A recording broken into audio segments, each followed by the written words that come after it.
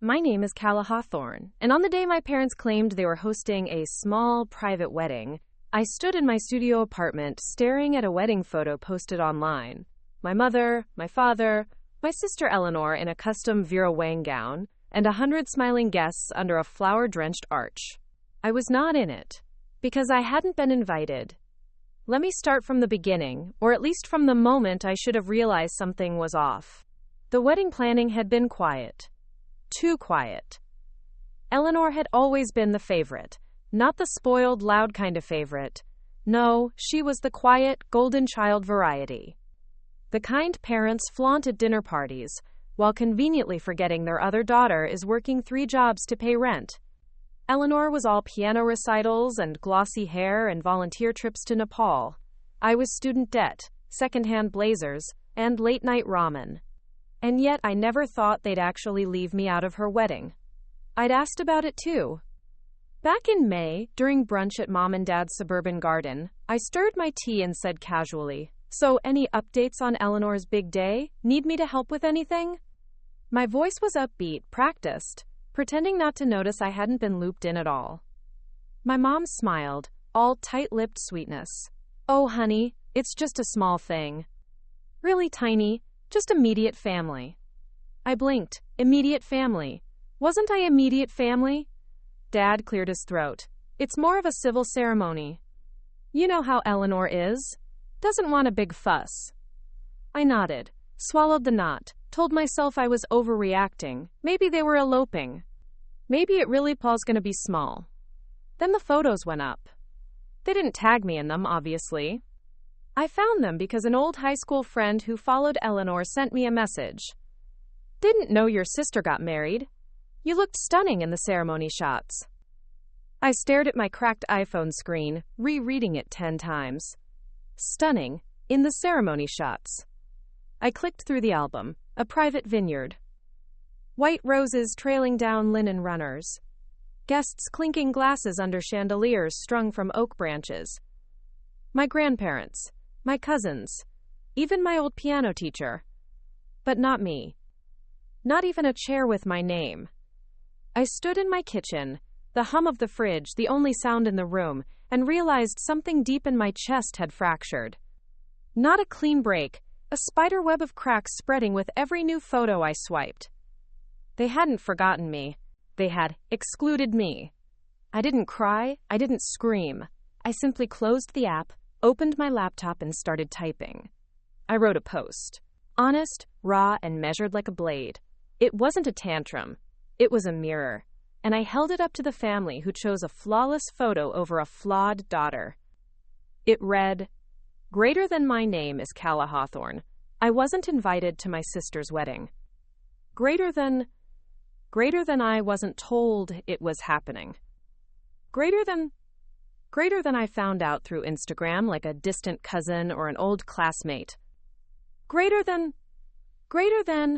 and before anyone says, maybe it was a small ceremony, let me tell you, there were over 100 guests. There were flower girls. There were formal invitations with wax seals and printed menus. Greater than, I used to wonder if I was overthinking things, if I was the problem. But now I realize you can't force your way into a family that's already made room without you.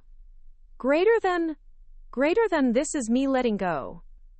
I hit post. Then I closed the laptop. I didn't check it for 12 hours.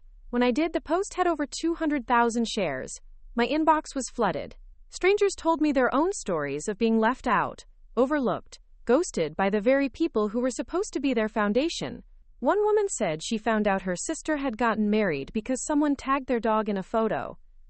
Some people called me petty. Others said I was brave. But my family? Silence. Until the next morning. I woke up to 24 missed calls. 17 from Mom, the rest from Eleanor, a few from Dad. No voicemails. Just calls. Like they thought I'd pick up, hear their rehearsed sympathy, and pretend everything could be fixed with brunch and a mimosa. But I didn't answer. I went to work. I stocked shelves. I returned emails. I helped a frantic customer find the right size heels for her niece's graduation, all while the notifications kept coming in. That night, my door buzzed. It was my mother. She wore a cream cardigan, and those soft pearls she only brought out when trying to appear composed. Her face was red, her lipstick uneven like she'd rushed to apply it in a taxi. She carried a gift bag, the kind you reused from last year's Christmas pile. I didn't open the door. "Kala," she called gently through the intercom, "I think we need to talk." I pressed the speaker. "You think? After 100 people toasted Eleanor and forgot I exist? Now you want to talk?" Silence. "Then, it wasn't like that." "Then what was it like?" "Because it looked pretty clear to me." She shifted. "Can I come up? Please." Quote. I hesitated. Then I buzzed her in.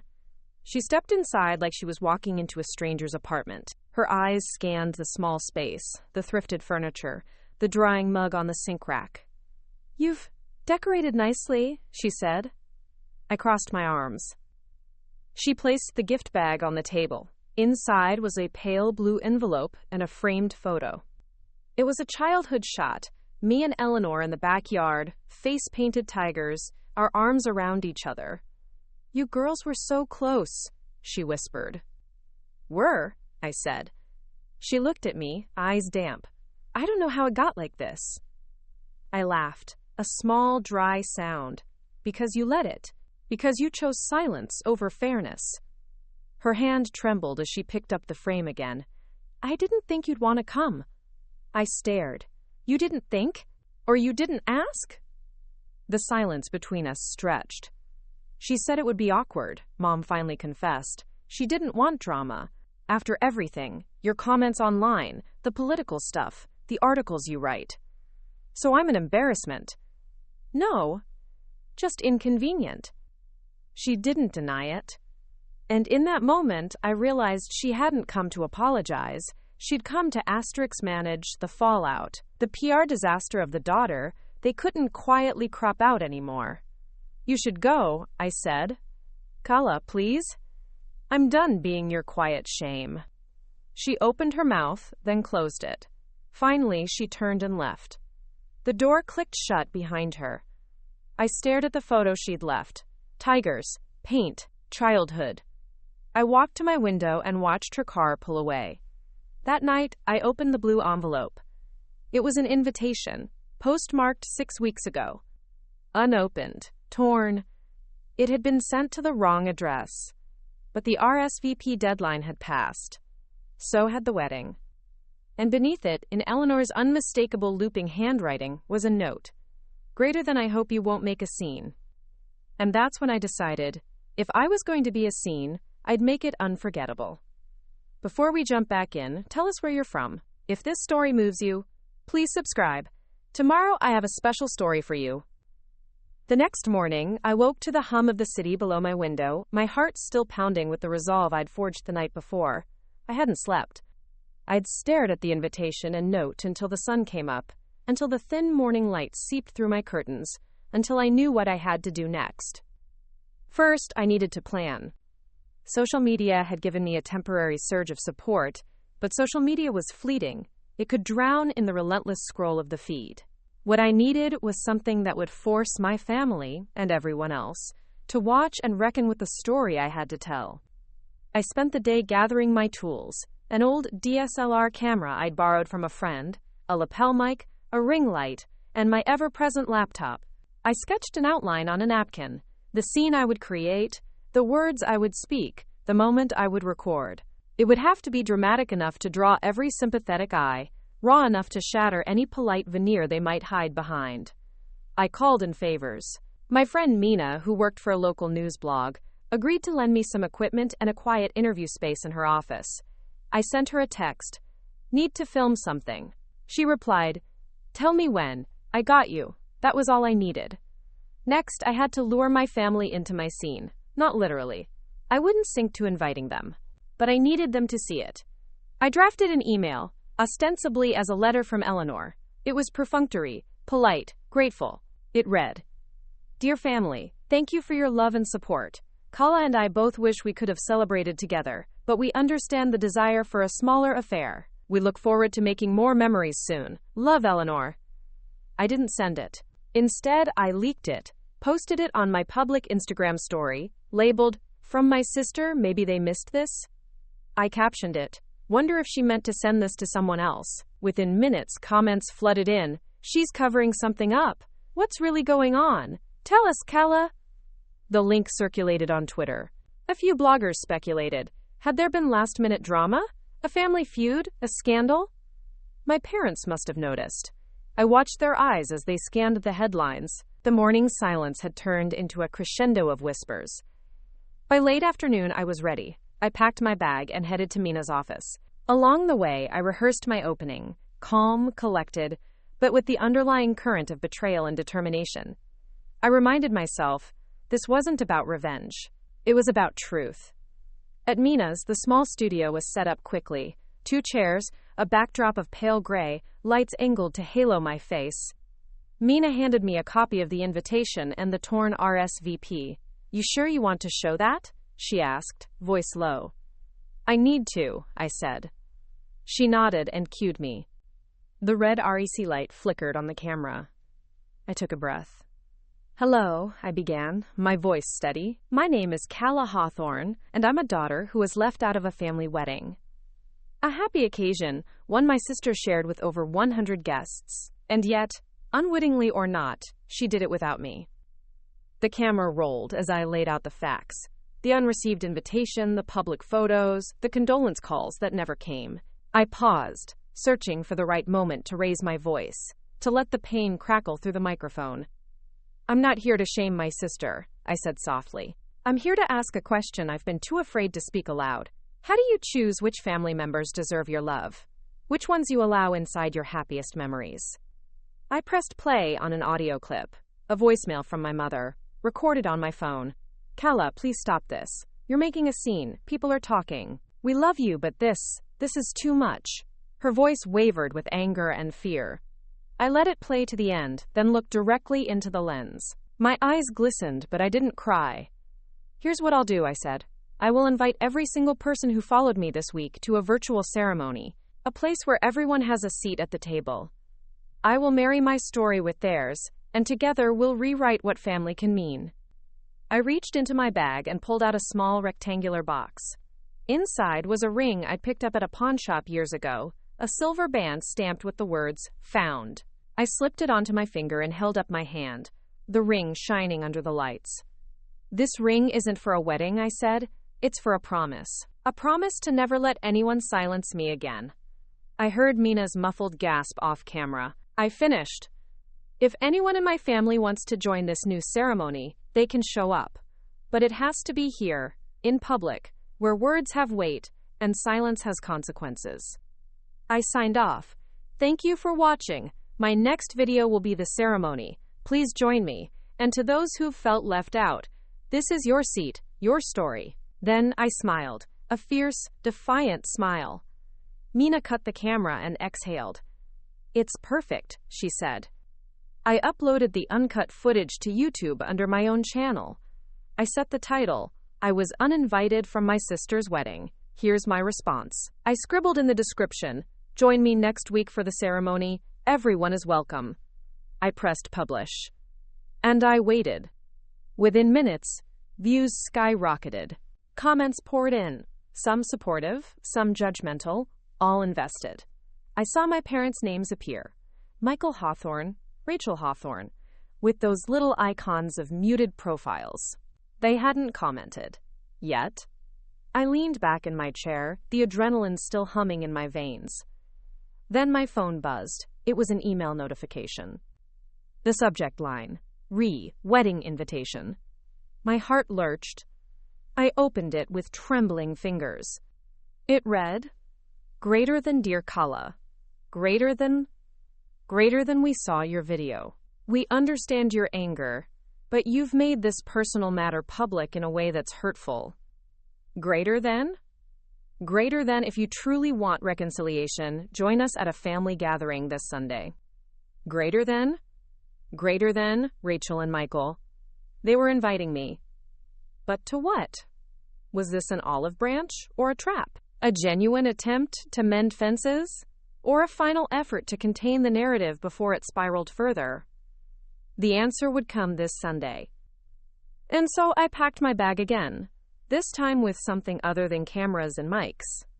I packed my sense of self-worth, my readiness to speak my truth face to face, and, secretly, a plan to ensure I wouldn't be left out again.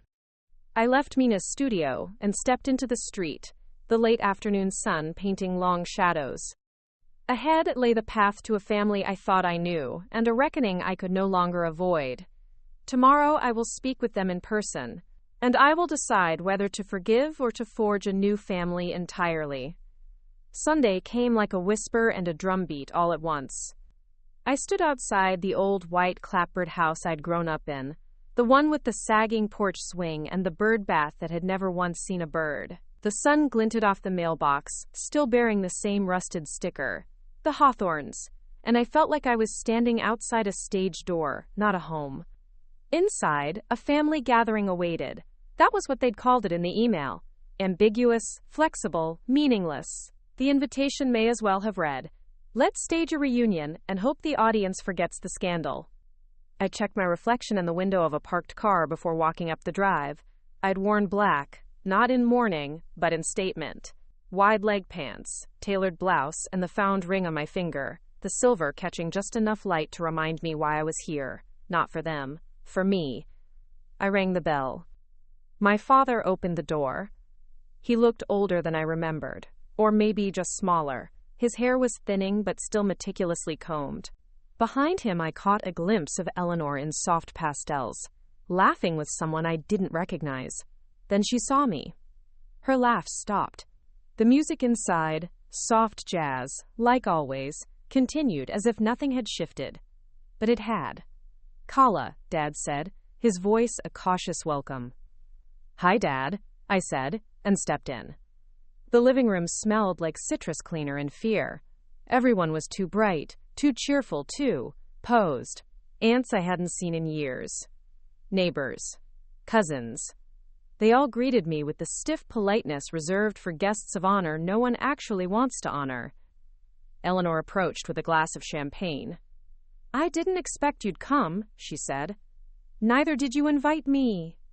Her smile faltered.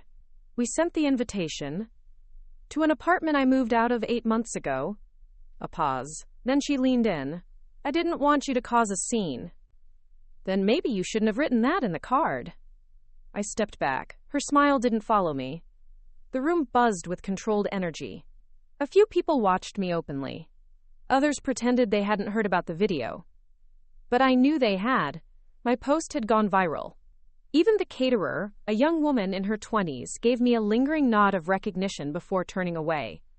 Then Mom called from the kitchen. "Let's have a toast, everyone." Champagne was passed around. Dad stood in the center of the room, cleared his throat. "We're grateful to have our family together today," he began. "It's been a whirlwind few weeks, but family endures." A round of murmured agreement. He continued, "To Eleanor and James, who tied the knot in the most elegant ceremony we've ever seen." Applause. I didn't clap. He turned to me, eyes scanning for compliance. "And to Kala, for reminding us what family means." A few confused chuckles. Eleanor stiffened. My chest burned. So this was the script. They were recasting me as the instigator and the redeemer in one go, damage control dressed in familial warmth. I raised my glass, but I didn't drink. Instead, I stepped forward. "If I may?" They all turned. I held my phone up, tapped the record button. "This is being streamed live," I said calmly. A ripple of discomfort. A few people lowered their glasses. "Kala," Mom began. "You asked for transparency," I said, facing them. "So here it is. For everyone who's ever been told they're too much, too political, too complicated, to deserve a seat at the table. This is your table now." Quote. I turned the camera to the room. "These are the people who said it was a small wedding.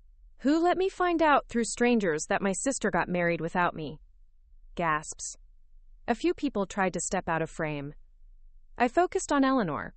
"You wrote, 'I hope you won't make a scene,' but I'm not a scene. I'm the story, and I won't be edited out." Eleanor's face was pale. Her fingers trembled around her flute. "Kala, please, this isn't fair." Was it fair to throw a 100-person wedding and pretend your own sister didn't exist? You're twisting this. Am I? Or is this the first time anyone's told the truth? Dad stepped in. Enough. Turn off the camera. No. Mom tried. We invited you today to reconcile. No, I said, eyes on her. You invited me to rehabilitate your image. You saw the backlash. You wanted to stage a photo op. She reached for me. I stepped back. You called me an embarrassment because I speak out, because I write what matters, because I don't smile through betrayal. The room was frozen. I turned back to the camera. To everyone watching, your pain is real, your erasure is real.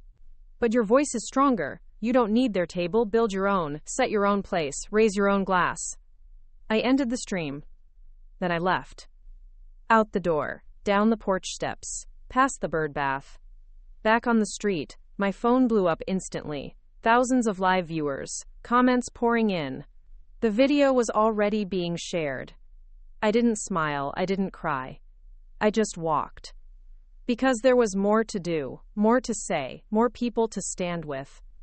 And the next part of the story, it was no longer just about me. It was about every person who'd ever been erased. And I was just getting started. I didn't go home right away. After the live stream, I kept walking. The rhythm of my boots on the sidewalk felt steadier than the thoughts in my head. My phone buzzed every few seconds. Likes, shares, follow requests, media inquiries, but I ignored them all. I needed quiet. I turned into a familiar cafe near the park, the kind of place where the windows steamed in winter and the baristas never spelled your name right.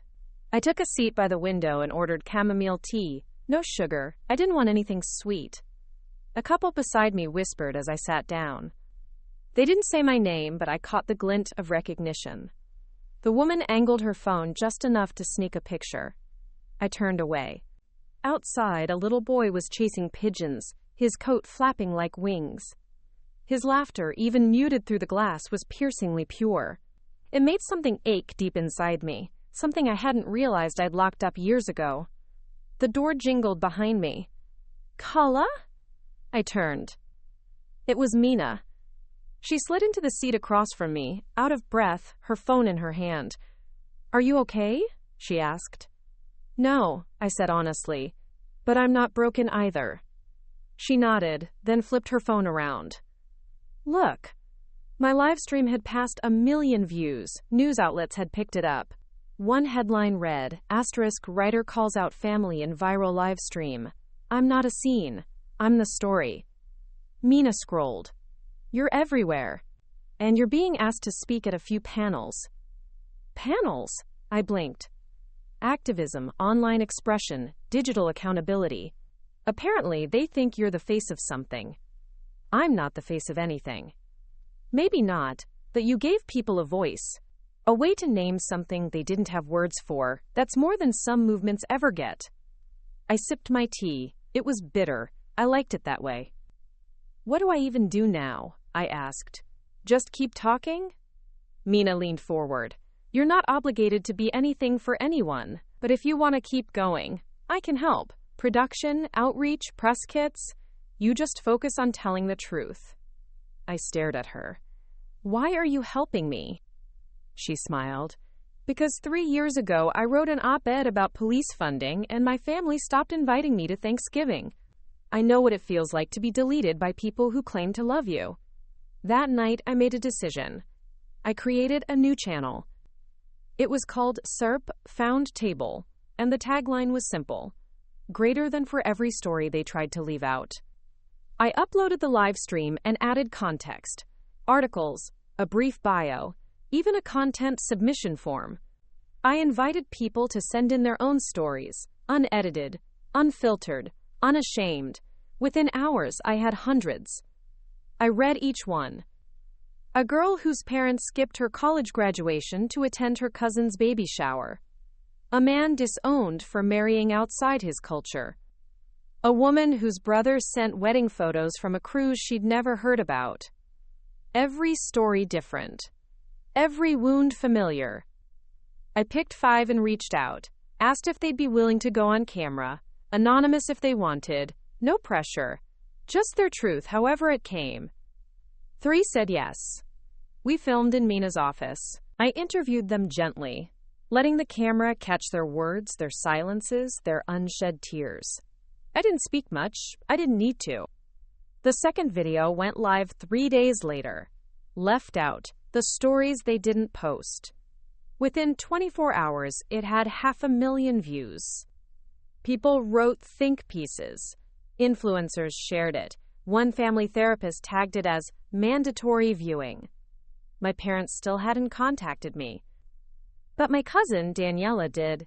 She DM'd me. I had no idea.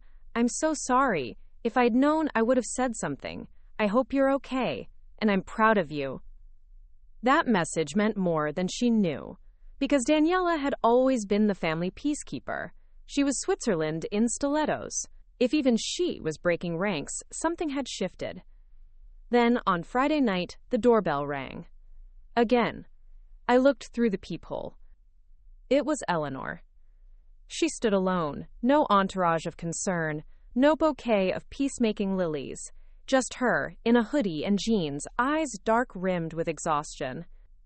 I opened the door but didn't say anything. She looked at me, then down at her hands. I came to say sorry, she said. I stepped aside. She entered. For a moment, we just stood in my kitchen, the space too small for all the things between us. I thought I was doing the right thing, she said. Keeping the peace, avoiding conflict.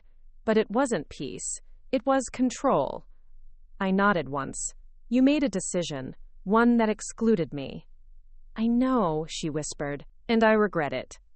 Silence. She reached into her pocket and pulled out a USB stick.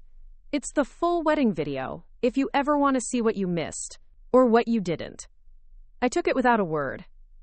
I'm not asking for forgiveness, she said. Just understanding, and maybe a second chance. I stared at the USB. It felt heavier than it should. Can I ask you something? I said. She nodded. That note. I hope you won't make a scene. Why write that? Eleanor's mouth twitched. Because I was afraid of what your presence would mean. You're bold and honest and real. And I was trying to curate perfection. You didn't fit the image. I let that sit.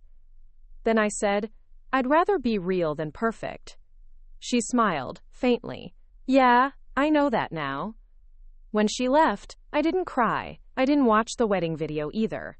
I put it in a drawer, beside the photo of us as tigers, beside the pale blue envelope. Because that part of the story was over. And a new part was beginning. The next week, Foundtable hit 2 million subscribers. A publisher reached out, a production company followed. But I didn't sign anything. Not yet. Because this wasn't just content, it was a movement, a mirror, a microphone. And it was only getting louder. It started with 1 story, then 5, then 20. By the end of the second week, Foundtable had become something no one could ignore. My inbox was a universe of voices, siblings, spouses, children, parents, people who had been left out of weddings, funerals, birthday parties, family group chats, and entire lineages. Their words carried salt and smoke and soft, fragile hope. They weren't asking to be avenged, they just wanted to be heard. And I gave them that. Every Tuesday and Friday, I uploaded a new video. Sometimes it was an interview, sometimes just a narrated letter. Other times it was a compilation of voicemail recordings that had never been returned. People cried on camera, laughed, raged, forgave, or didn't. I built a small team, Mina full-time, and 2 volunteers from the community. Joy, a 30-something woman from Manchester who had been estranged from her family for coming out, and Theo, a non-binary editor from the Netherlands who dropped out of film school when their dad refused to pay tuition unless they picked a gender first. They worked from home, from cafes, from co-working spaces with spotty Wi-Fi and better coffee, and together, we turned grief into something communal, something sharp and glowing. I didn't go looking for sponsors, they came to me, but I turned most of them down. The few I accepted were quiet, discreet logos at the end of the video, only after I'd vetted their ethics. Found table wasn't about profit. It was about presence. The hate came too, of course. The trolls. The smear pieces. The op-eds accusing me of weaponizing family trauma for clout.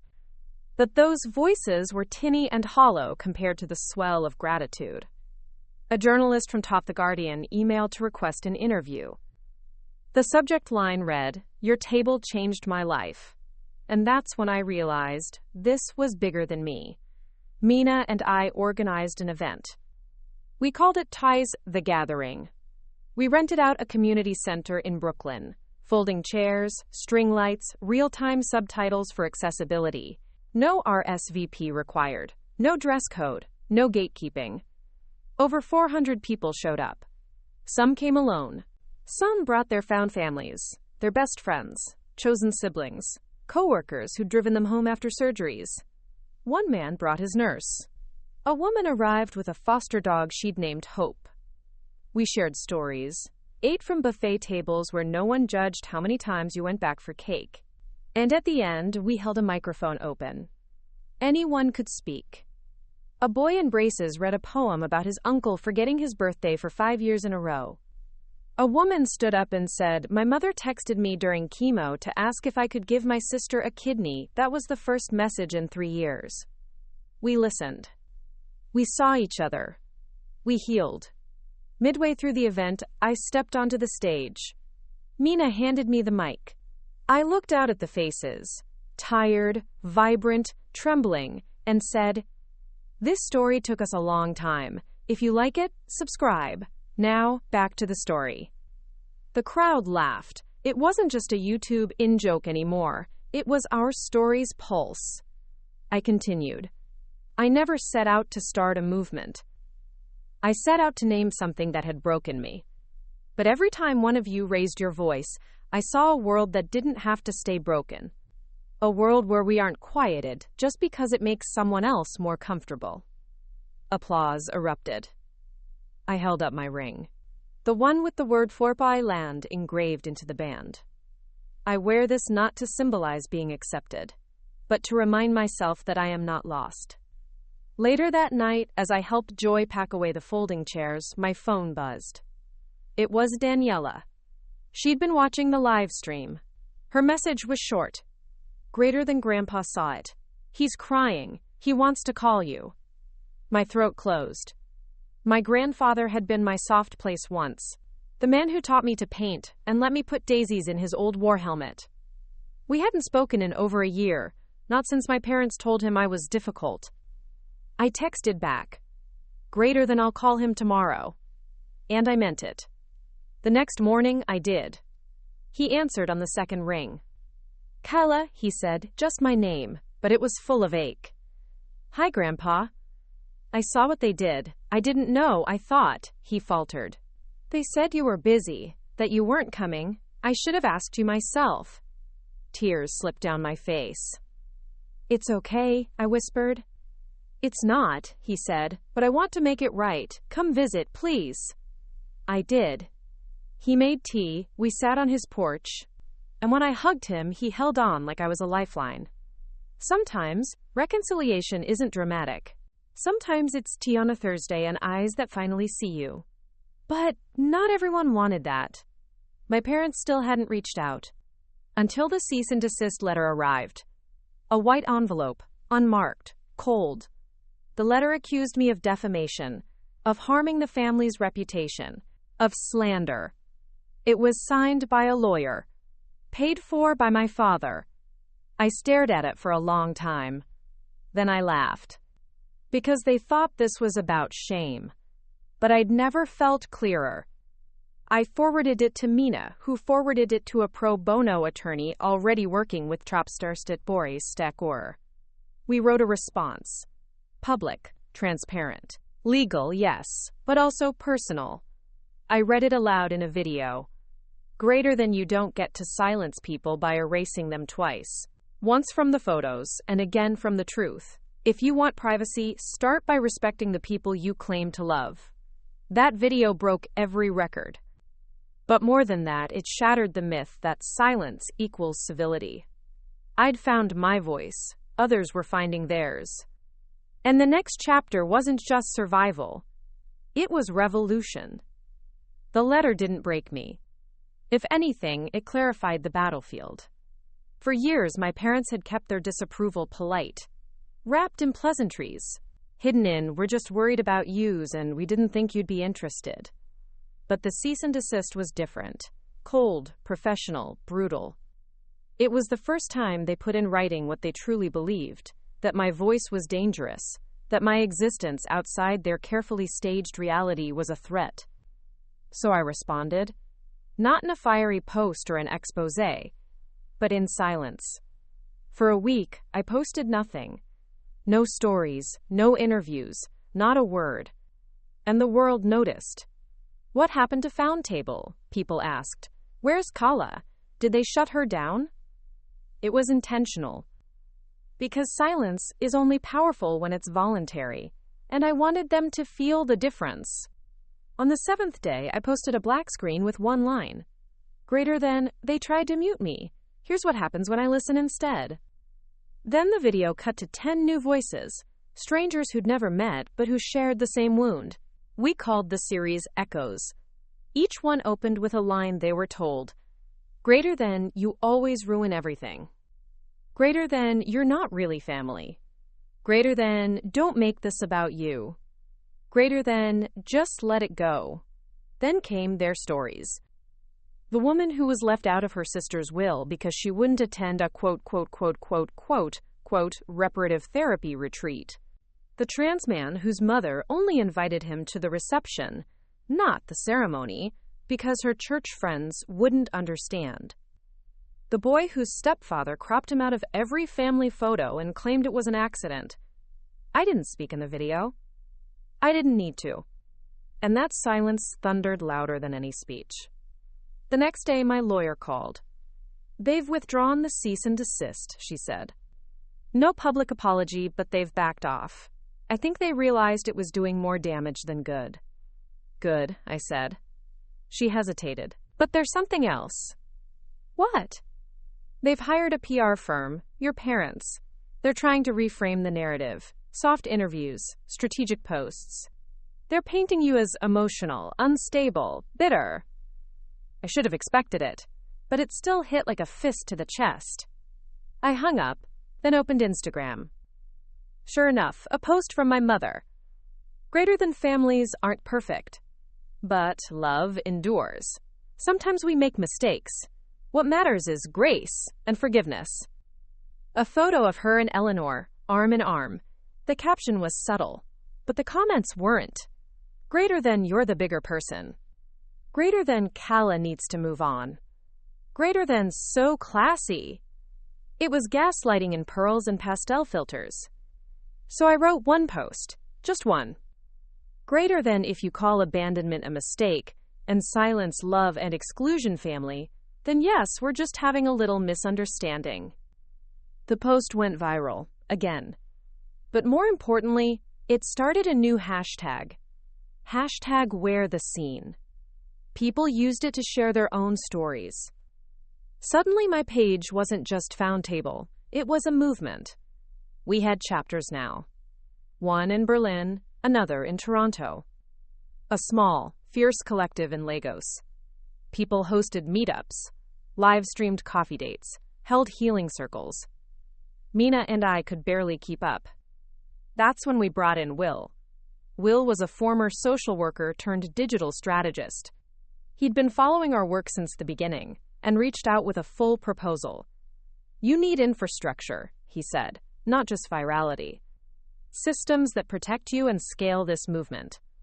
He mapped it out. Moderators, mental health partners, legal support, emergency funding for people ousted from housing after speaking up. We started small, vetted resources, reached out to local orgs, built a network. And every week, we still told stories.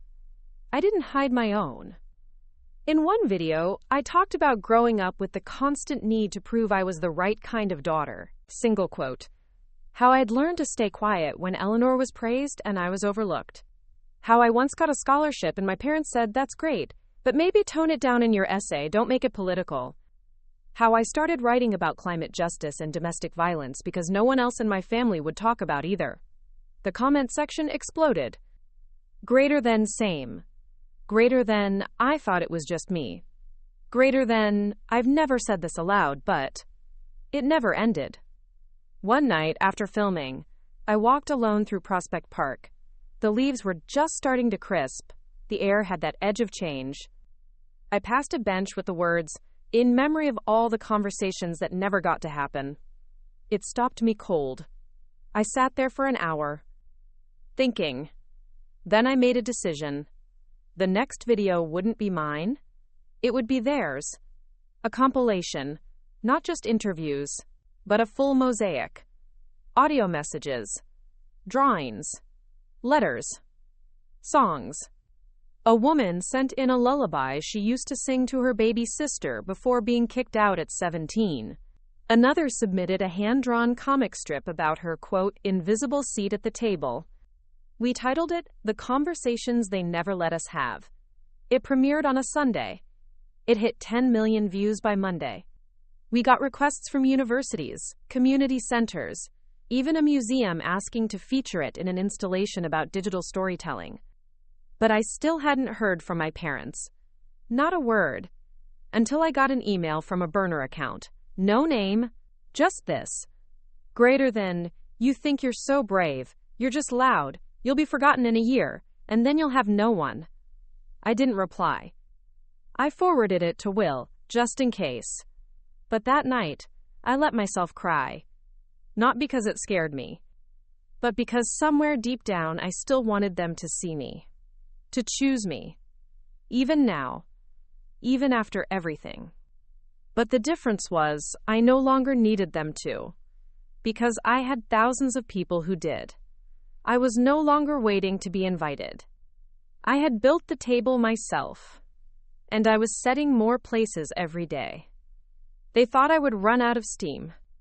That I was just another digital flash fire. Hot, fast, and soon forgotten. But I wasn't a flame. I was fuel. And the truth doesn't run out.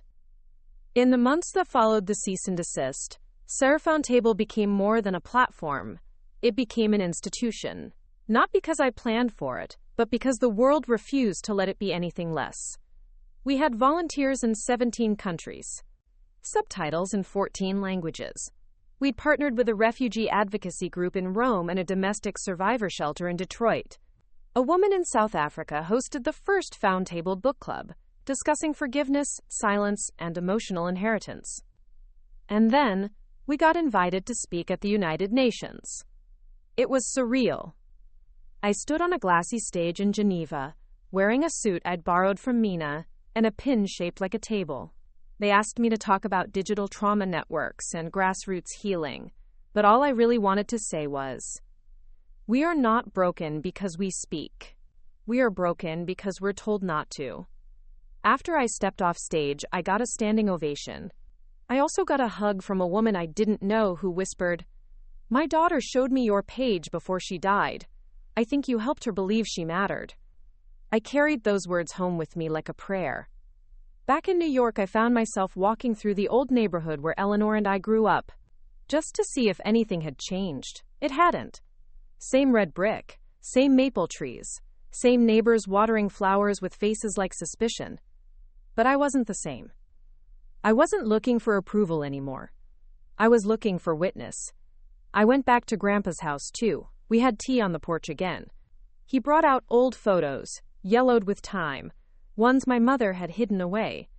There were so many of Eleanor, posed and perfect. But there were also ones of me, finger-painted hands, scraped knees, messy hair, and open grin. I kept the ones they didn't want to frame, he said softly. I took one home, the one where I'm in overalls and holding a worm like it's a crown jewel. It's now taped to my fridge. A week later, I got an unexpected email. From Eleanor. Subject, tea? Message, no cameras, just sisters, just us, please.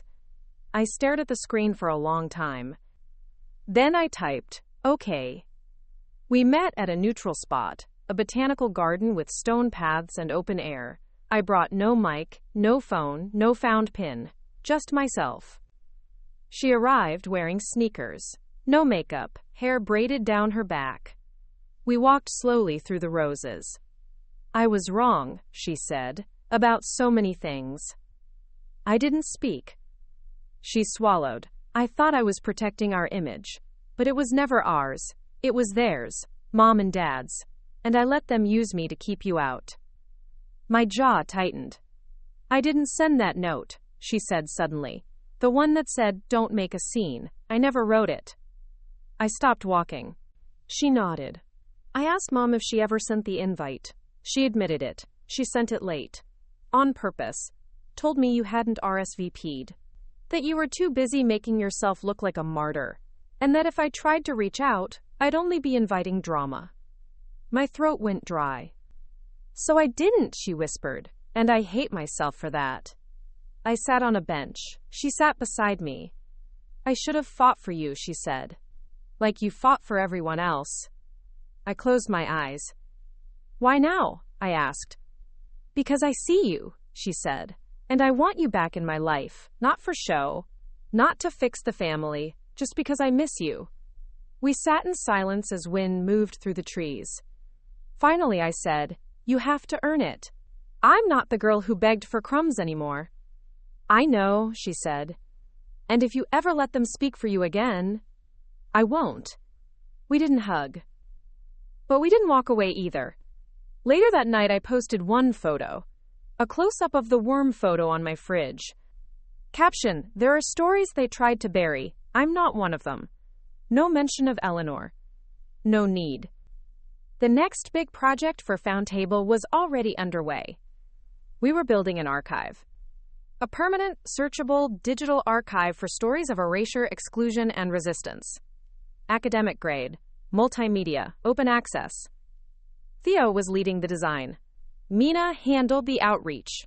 Will curated the first exhibit, the Erased Birthday Project. Hundreds of photos from people whose birthdays had been ignored, forgotten, or erased by family. Each photo had a short caption. Greater than, they said I was too dramatic to celebrate. Greater than, they called it a reset year. I was 12. Greater than, they celebrated my brother instead. One entry just said, greater than, the candle burned anyway. I cried reading that one. We called the archive the second frame, because sometimes the real story isn't in the photo you hang. It's the one you crop out. And we were putting them back in. The second frame took on a life of its own. What started as a digital archive became a living organism, growing, shifting, breathing with every new submission. We received thousands in the first week alone. Videos, audio files, voice notes, poems scribbled on napkins, photos of torn yearbooks, empty graduation seats, single candles on birthday cakes. But it was never just the image. It was the caption. The breath beneath the silence. Greater than, I sent myself flowers so the office wouldn't know. Greater than, I wore the dress anyway. Quote, greater than, the party was a lie, but I kept the banner. And suddenly, Foundtable wasn't just about weddings. It wasn't about me. It was about the whole spectrum of quiet betrayal. Those moments so small they're almost unspeakable, but so piercing they live in your body for years. We curated themed collections. The unsent invitations. The empty seats. The ones who weren't named. And our newest, ghosts at the dinner table. A gallery of metaphors, illustrated and written, exploring what it means to be talked about like you're not in the room, even when you are. I narrated that one myself. My voice was calm, even, but it quivered when I read one line aloud. Greater than I was the silence between courses. Meanwhile, I kept hearing from people I never expected. Cousins I hadn't seen since childhood. Old friends who drifted away quietly but now wrote, I think I get it now. Even one of Eleanor's college roommates messaged me. Greater than, she was never allowed to feel anything too loud. I remember that. Maybe you weren't enemies. Maybe you were just trapped on opposite ends of a performance. That message haunted me. because that's what it had always been, a performance. Perfect daughter. Quiet daughter. Polished. Contained. We were just players in a script someone else had written. And now we were tearing up the stage. One rainy Thursday, Eleanor and I met again. This time, she came to my apartment. She sat on the couch, cross-legged, staring at the art prints I'd thrifted and the stack of letters on my coffee table. "You've built a whole world," she said softly. I nodded. I had to. She looked at me, "And you let me walk through it." I offered her tea. She took it black. "I talked to Mom," she said finally. That froze me. "She still thinks you'll get over it," Eleanor added, "that this is all a phase." I laughed bitterly. A phase with legal threats? "She regrets that," Eleanor said. "Dad, too." "Do they?" I asked. "Or do they regret that it didn't work?" Eleanor didn't answer. "Are they proud of you?" she asked instead. "Now?"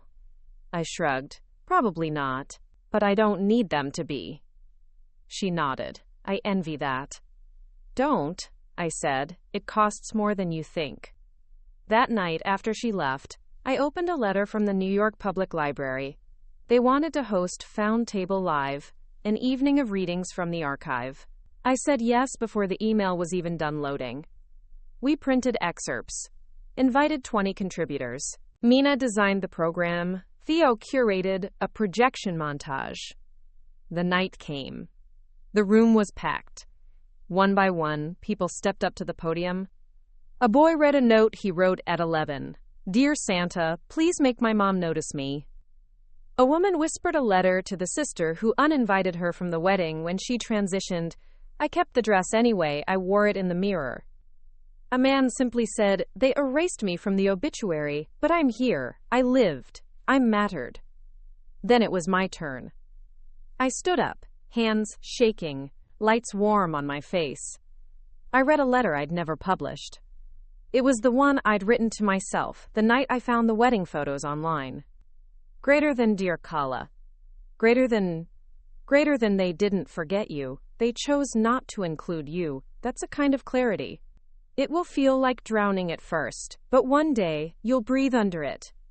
Greater than you will scream into a world that doesn't want to hear you. Greater than, and then you will make them listen. Greater than you will lose things. Greater than, but you will gain the one thing you were never supposed to have. Greater than your story. Greater than, keep it, love it, tell it until your voice stops shaking. Greater than, and then tell someone else's. I looked up. There was not a dry eye in the room, including mine. After the event, someone stopped me outside. A young woman with ink-stained hands and tears on her cheeks. "Thank you," she said. "I brought my mother tonight. She cried too. She said, maybe we can start over." I hugged her. And when I got home, I turned on my camera. "Hi," I said. "My name is Calla Hawthorne. And tonight, I watched people take back the stories they were told to bury. If you're watching this, I want you to know, your silence is not your shame. Your exclusion is not your fault. And your story deserves a seat at the table." I paused. Then I smiled. "We saved you a chair."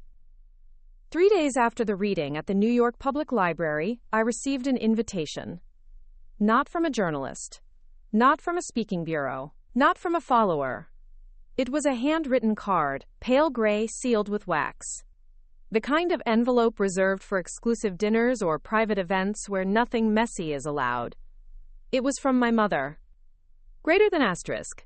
"We are hosting a family evening next Saturday. Just us. No drama. We would like to extend an olive branch. RSVP by Wednesday. Greater than mom. Greater than mom. Greater than mom." I stared at the card for a long time. Turned it over, held it up to the light like it might reveal something if I looked hard enough. It didn't. The handwriting was hers. Perfect, slanted, unchanging since I was 10. The tone was rehearsed, hollow. As though a PR firm had written the sentiment, and she just copied it in ink. Still, I RSVP'd. Not because I believed in the olive branch, but because I knew now, showing up was never about them, it was about me. Mina offered to go with me, so did Theo. I thanked them both but declined. I had to do this alone. Will sent me a text right before I left. You owe them nothing, but you owe yourself peace. That felt right. I arrived at my parents' house on Saturday evening. Same manicured lawn, same silent wind chimes. The lights were warm inside. Too warm, like a stage lit for reconciliation. I rang the bell. My father opened the door. "Kala," he said, voice neutral. "Come in." Inside, the living room looked like a catalog spread. Charcuterie boards, glassware, candles, and people, my cousins, my Aunt Sheila, Eleanor, and her husband James. My mother stood by the fireplace, wearing that familiar beige dress she always brought out for big family photos. She smiled. "Kala, thank you for coming." I nodded, took in the scene. No cameras, no microphones, no found table pins. Just people who had erased me. And now wanted to pretend it hadn't happened. We sat, small talk started. Eleanor asked about my latest video. I answered with minimal detail. James made a comment about social media being too sensitive these days. I said nothing. Then came the toast. My mother stood, lifting a glass of Chardonnay. "We are here tonight to move forward," she said, "to let the past be the past. We've all made mistakes, but this family is strong, and love is stronger." There it was. The branding. A toast with no ownership, no apology, no truth. Just pretty words to wallpaper the rot. I looked around the room. Every face nodded. So I stood up. "I'm glad you invited me," I said, "but I need to clarify something." Everyone turned. "I'm not here to erase the past. I'm here to confront it. I'm not angry because I was left out. I'm angry because none of you admitted that I was." A beat of silence. I found out about Eleanor's wedding on Instagram. I received a cease and desist letter instead of a phone call. I was labeled dramatic, bitter, unstable because I dared to speak. My mother opened her mouth. "No," I said, "let me finish." I held up a single sheet of paper. A printed comment from our archive. Greater than, my family said I always made things about me, so I started listening to other people. Turns out we were all erased in the same way. I folded the paper. "I am not your cautionary tale. I am not your burden. I am your mirror, and I will not be edited out again." I placed the paper on the coffee table. Then I walked out. No dramatic exit, no tears, just steps. Outside, the wind was soft. I could breathe again. And that's when I knew I'd finally taken my power back. I didn't post about the evening. Not right away. Because sometimes the truest moments don't belong online, they belong in your bones. Instead, I wrote. Not a tweet, not a script, but a letter. To my future self. Greater than, you did it. You didn't wait to be chosen. You didn't beg for space. You took it. You carved a home out of absence. You turned silence into structure. You are no longer waiting for someone to open the door. Because you built your own house. With every nail of truth. With every beam of rage. With every window of grace. I sealed it. Dated it. Tucked it into the back of my closet. The next week, Found Table launched its biggest campaign yet, Stories for the Next Generation. We asked people to send messages not to the families who abandoned them, but to the children, students, mentees, strangers, who might one day feel like they don't belong. And the letters poured in, one after another. Greater than, to the kid who hides in the bathroom during dinner parties, your quiet is not a flaw. Greater than, to the daughter they tried to tame, don't let them turn your fire into smoke. Greater than, to the one who left home to survive, leaving wasn't betrayal, it was bravery. We turned them into a book, a digital anthology, free to download, read aloud by contributors. The launch night was streamed live. Over 100,000 viewers tuned in. At the end, I read one more entry. My own. Greater than to the one who once stood in a kitchen, staring at photos of a wedding she wasn't invited to. Greater than you were never missing. You were never forgotten. Greater than, they just didn't know how to see someone who refused to shrink. I closed the book, signed off, then sat back, and breathed. A month after the anthology launch, I walked into a bookstore and saw my name on the front table. Not a memoir, not a scandal. A collection. We Are the Scene, Stories from the Found Table. It sat between a poetry anthology and a political biography, bold and quiet all at once. The cover was simple, a chair pulled slightly away from a long table, a candle burning alone. I stood there for a long time, fingers grazing the pages. A woman next to me picked it up, not recognizing me. "I've heard this is incredible," she said. "It is," I replied. She bought it. I didn't say a word. Some moments you don't interrupt. That same week, we were nominated for a Digital Human Rights Award. It wasn't just about clicks anymore. We were being cited in law reviews, psychology journals, classroom discussions. Found Table had turned into a cultural artifact. And with that came responsibility. Mina sat me down one afternoon. We were at the rooftop garden of her apartment, feet kicked over the edge, sun low and golden. "You've done something huge," she said. "But what do you want next?" I hesitated. "I don't know." "Yes, you do," she said. "You just haven't said it yet." That night, I stayed up sketching. Notes. Dreams. A new framework. Not just stories, solutions. I wanted to launch a foundation. One that offered legal aid for people speaking out against toxic families. Therapy grants. Scholarships. Reunion retreats. Not for reconciliation, but for rebuilding. I called it Time Second Frame Initiatives. Because sometimes you need a whole new picture. By spring, it was real. We partnered with nonprofits, brought in licensed therapists, hired conflict mediators, created a mentorship network for young creators telling their truth online. Eleanor volunteered to be one of them. Her journey hadn't been clean or complete. But she had done the work, and she wanted to help others do the same. We launched her series quietly, rehearsals learning to unscript myself. It was raw, clumsy, honest.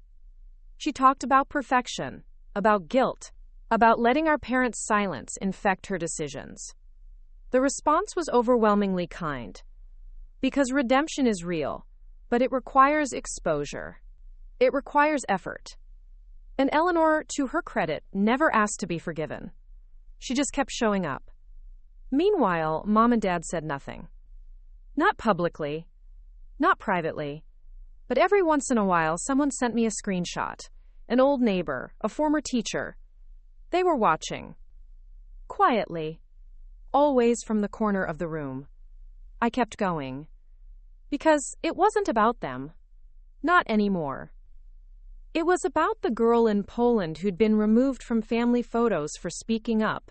The boy in Singapore who'd written a song after being left out of his cousin's wedding. The non-binary teen in Iowa whose family forgot to invite them to Thanksgiving. Their pain was specific, but their story was all of ours. And every time they sent us a submission, I wrote back personally. Even if it was just one sentence. Asterisk, you are real, and I see you. The 10th anniversary of Asterisk Found Table passed with candles, hugs, and more tears than I expected. 1,000 people gathered in Prospect Park for a silent vigil. Each person brought a photo of something they'd once been excluded from. They pinned them to a wall we'd built just for the night. By the end, it curved around the field like a mosaic of refusal, of survival, of chosen story. I stood before it with Mina, Theo, and Will, then stepped onto the small stage and said only this: there are some wounds that do not close, but they grow strong edges, and on those edges we build. The candles flickered like breath. Later that night, I received one more message. from my grandfather. Greater than, she watches your videos, every single one. She never says a word. But she hasn't deleted a single one. I think that means something. I didn't write back. But I understood. Sometimes silence is a weapon. And sometimes it's the first soft step toward hearing. I'm not waiting anymore. Not for apology. Not for recognition. I have built something sacred out of every omission. And I will keep building. Until every table has room for the voice that once trembled. Until no one has to knock to be seen. 2 weeks before the anniversary of the original post, the one that started it all, I returned to the vineyard. The one from the wedding photos. It had taken me this long to find the name. It wasn't easy. My parents had scrubbed every online trace. Eleanor had never mentioned it. And the event planner refused to answer my messages. But eventually, someone sent in an anonymous tip. Greater than your sister's wedding? It was at Brightvale Estates.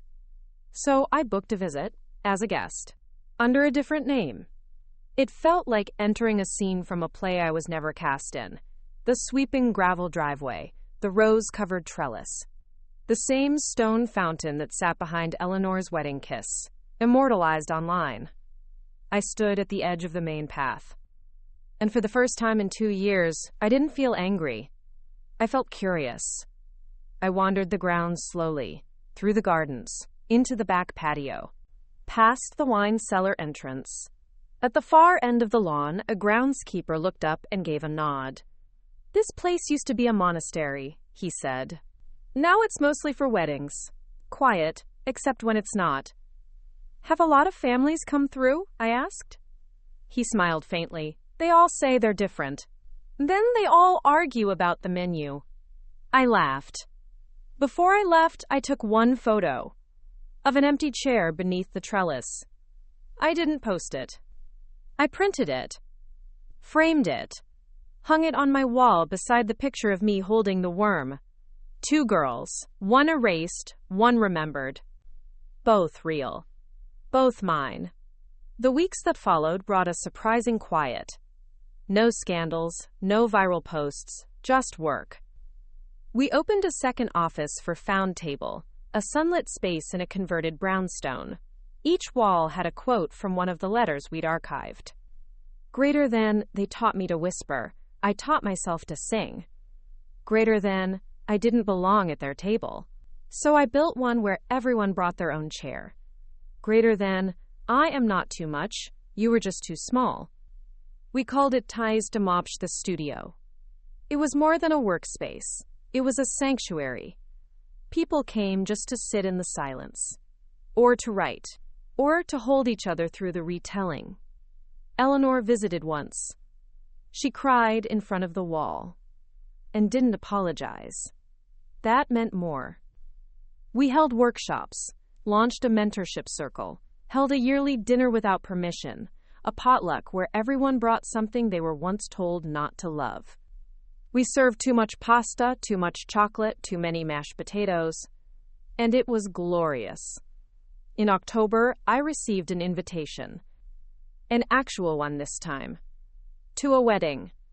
Not Eleanor's, not a family member, someone from the archive. A woman named Trish who had written us 2 years ago. Greater than, my sister uninvited me from her wedding when I came out. I thought I'd never go to one again. But now I'm marrying someone who saw me, and I want Found Table to be part of it. I went. Mina came too. So did Theo. The ceremony was in a field, surrounded by wind and sun. When the officiant said, "Anyone who has supported these two, please rise," a sea of people stood. And Trish pointed at me. "This movement gave me the courage to love out loud," she said, "and I won't whisper again." After the wedding, I found a quiet corner and cried. Because sometimes the story circles back, not in revenge, but in redemption. And I hadn't known how much I needed that until it arrived. 2 days later, I posted again. A video. Just me. No music, no polish, just a window, soft light, and my voice. "Hi," I said. "It's been a while. I wanted to share something I learned. When they exclude you, they teach you to shrink, to question your memory, to rewrite your story. But the truth is, your story doesn't need their permission to matter. You don't need to be in the photo to be part of the moment. You 20 were there. In the ache. In the knowing. In the breath you took after seeing what they didn't invite you to. And from that breath, you built something. So did I. And I'm still building. Not because of the people who left me out, but because of the people who showed up after. You. This is your story too. Let's keep telling it. I ended the video with a simple line. Greater than, tag someone who was always more than they were allowed to be. And the world did. 10,000 names in the first hour. 50,000 by the next morning. Teachers. Mothers. Kids. Strangers. They tagged themselves too. Because sometimes, the only invitation you need is your own voice saying, I'm still here. On the second anniversary of the post that changed my life, I did something I hadn't done since all of this began. I logged out. Everywhere. Instagram. Twitter. The £70 table tum dashboard. I powered down my phone and left it on the desk, face down. Then I walked out the door. No camera crew. No press alert. Just me, a backpack, and the sound of the city swallowing itself alive. I boarded a train heading north. No destination in mind, just a direction. I got off somewhere quiet. A town I didn't know by name. It had a bakery, a park, a bookstore with hand-lettered signs, and a river that moved like a long exhale. I bought tea, sat on a bench, and watched the world go by without needing to name it. Because sometimes, reclaiming your story also means resting from it. For hours, I just existed. No explaining, no defending, no curating. Just breath and sky, and the rustle of a world that didn't need me to fix it. And when the sun dipped below the hills, I wrote a letter. To the girl I used to be. Greater than, you did it. You told the truth, and you survived the silence that followed. You stood where you weren't wanted and still made beauty. You cried into dinner napkins, into borrowed pillows, into hotel towels. And then you taught others how to scream into the void until it answered back. Greater than you stopped asking for entry. Greater than you built the door. Greater than, and every day since, you've held it open for others. Greater than rest now. Greater than you're allowed. I folded the letter, tucked it into a hollow tree near the river. No one would find it. And that was the point. Not every truth needs an audience. Some just need air. When I returned to the city the next day, I powered my phone back on. Hundreds of messages, thousands of notifications. But I opened just one. From Mina. Greater than, hey. They're asking if you'll speak at the next Global Voices Summit. No pressure, just let me know. Oh, and someone sent in a letter addressed to you personally. I think you should read it. It was scanned as a PDF. Typed. No return address. Greater than Kala. Greater than, I don't expect forgiveness. I don't even expect a reply, but I watched your video. The one where you said we don't need to be in the photo to be part of the story. And for the first time, I realized how long I've been trying to crop you out of mine. Greater than I was wrong. Over and over, I was silent when I should have stood beside you. I chose the comfort of pretending over the courage of truth. Greater than, and you built something holy from it. Greater than if you ever want to talk, I'll be here. Greater than no expectations. Just the hope that maybe, one day, I can be part of what you're building. Greater than love. Greater than mom. I read it twice. 3 times. Then I closed the screen and cried for 20 minutes straight. Not because everything was fixed, but because something had moved. Even if it was just a centimeter. Even if it was just a word. It moved. I didn't write back. Not yet. But I kept the letter, printed it, framed it, hung it on the third wall of the studio. Beneath it, a small plaque, greater than some stories begin again. The next video I made wasn't about me. It was called Letters We Thought We'd Never Get. I asked people to submit anything, real or imagined, that they wished they could hear. From the ones who left. From the ones who stayed silent. From the ones who had changed. We got thousands. Some wrote letters to themselves. Some wrote letters to ghosts. Some wrote letters to the future. One person simply sent an envelope with the words, greater than, it was never your fault. And inside, greater than, I'm sorry. We turned them into a digital wall. You could click on any letter and hear it read aloud by a volunteer. People listened at their desks, on buses, in bathtubs, in hospital waiting rooms. It became our most visited page. Because sometimes we don't need closure. We just need witness. A year later, I stood on a stage in Oslo, accepting an award for digital storytelling.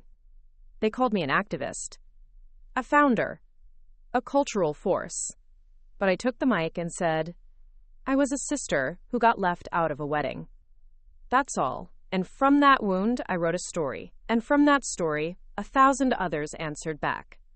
I didn't build this because I was strong. I built it because I was excluded. And I didn't want anyone else to feel that alone again. When I stepped down, someone handed me a note. A folded square of paper. Inside, it read, greater than, they told me I was too much. Thank you for being too much first. And that's what this all became. A lighthouse.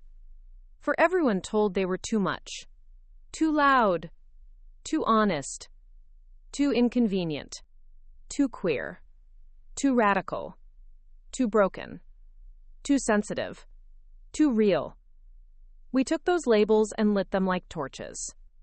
We built something from their silence. We made the table. And we pulled out a chair. For you. For all of us. For the story they never thought we'd get to tell. Because we weren't in their picture. But now, we are the frame. We are the scene. We are the story.